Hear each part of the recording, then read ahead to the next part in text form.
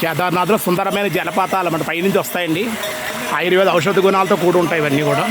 అనేక వనమూలికలు వృక్షాలు ఉంటాయి కదా, వాటి ద్వారా నీళ్ళు తాగితే కూడా బెస్లరీ వాటర్ అంటారే అవి ఎందుకు పనిచేయవు అన్నమాట.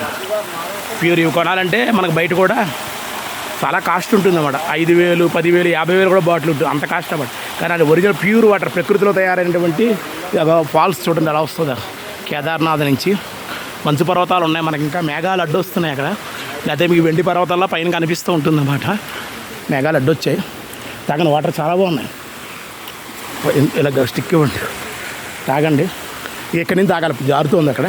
అది పెట్టారన్నమాట తాగడానికి. అది పైనుంచి వచ్చే వాటర్.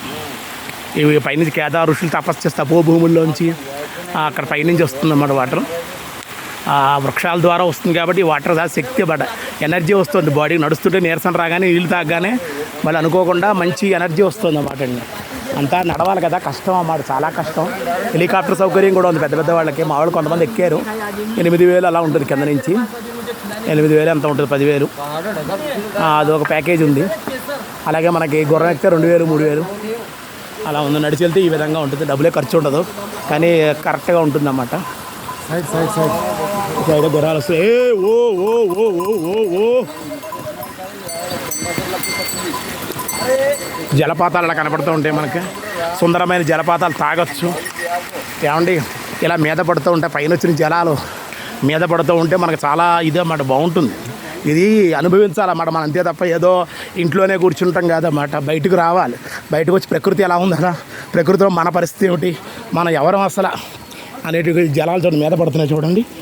ఇలా జలాలు మీద పడుతూ ఉండాలన్నమాట. చాలా ఇది అలా ఏంటో తెలియాలి, మనం ఏంటో మనకు తెలియాలి. అది తెలియాలంటే ఇలాంటి క్షేత్రాలకు రావాలన్నమాట. మేము నేపాల్, ముక్తినాథ్, కాఠ్మండు, మానసరోవర్ అన్నీ అయిపోయి ప్రతి సంవత్సరం ఏదో వెళ్ళి సాధన చేయాలి అనేటువంటిది ఇది ఉందన్నమాట బాగా.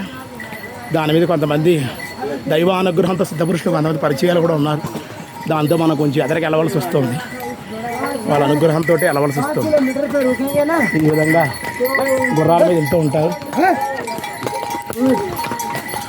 ఓ ఓ రండి హరీష్. జలపాతాలు వస్తూ ఉంటాయి ఈ విధంగా.